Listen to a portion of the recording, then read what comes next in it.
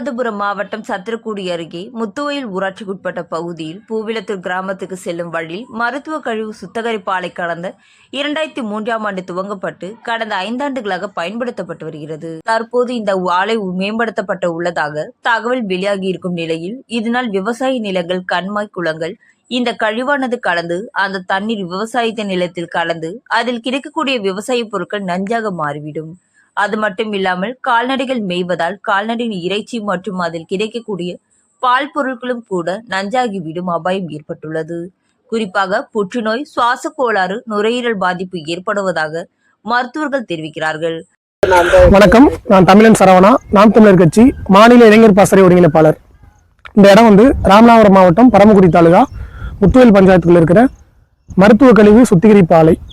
இது கடந்த 2003ஆம் ஆண்டு தொடங்கப்பட்ட டயத்துல இது பிணரிக்கிற இடம் அப்படிங்கிற மாதிரி சொல்லியிருந்தாங்க. ஆனால் அந்த பயன்பாட்டுக்கு இது பயன்படுத்தப்படலை. கடந்த சில வருஷமா அடைச்சி இருந்துச்சு. இப்போ ஒரு 5-6 ஆண்டுகளாக இதை பயன்படுத்திட்டு வந்துட்டு இருக்காங்க.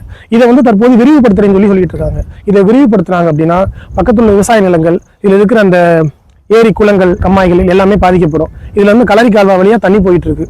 இதுல தண்ணி போச்சுன்னா அங்க உள்ள பக்கத்துல உள்ள இந்த ஏரியாவில் உள்ள எல்லா விவசாய கிராமங்கள் எல்லாமே இதனால பாதிக்கப்படும். இந்த தண்ணி விவசாய நிலத்துல கலந்துச்சுன்னா அதுல இருந்து வர உணவுப் பொருள் எல்லாம் நஞ்சா வந்துடும். அது மட்டும் இல்லாம ஆடு மாடு மேய்தல மேய்கிற ஆடு மாட்டுல இருந்த அந்த பாலை நம்ம சாப்பிட்டோம்னா, குழந்தைங்க பெரியவங்க சாப்பிட்டாங்க அப்படின்னா அந்த பால் நஞ்சாகி அவங்களுக்கு பல நோயை உண்டாக்கும். இதனால என்னன்னு பாத்தீங்கன்னா புற்றுநோய், நுரையீரல் பாதிப்பு, மலட்டுத்தன்மை, இந்த மாதிரி பல வகையான நோய் இதனால உண்டாயிட்டு இருக்கு. இது நம்ம பக்கத்தில் உள்ள விருதுநகர் மாவட்டத்தில் உள்ள முக்குடங்கிற கிராமத்துல இதே மாதிரி ஒரு மருத்துவ கழிவு சுத்திகரிப்பு ஆலை வச்சு அதனால மக்கள் பெருமளவு பாதிக்கப்பட்டு இந்த மாதிரி நோயால பாதிக்கப்பட்டிருக்காங்க. அங்கே பாதிப்பு நாளைக்கு நமக்கு வந்துடக்கூடாது. இதுக்காக பொதுமக்கள் கருத்து கணிப்பு கூட்டம் சத்திரக்குடி ஜேஎஸ்கே மகால நடத்தினாங்க. அப்ப போயிட்டு பெரிய அளவுல பொதுமக்களுக்கு யாருக்குமே தெரியப்படுத்தாம இந்த இதை முடிச்சிட்டாங்க. அப்படி இருந்தும் மறுபடியும் இந்த வருஷமும் அதே மாதிரி ஒரு கருத்து கணிப்பு கூட்டம் நடத்தினாங்க. அதுலயும் பொதுமக்கள் பெரிய அளவுல யாருமே கலந்துக்கிறல.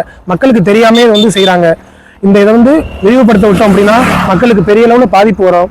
இந்த சுற்றுவட்ட கிராமத்தில் உள்ள எல்லா மக்களுமே பெரிய அளவுல பாதிக்கப்படுவாங்க.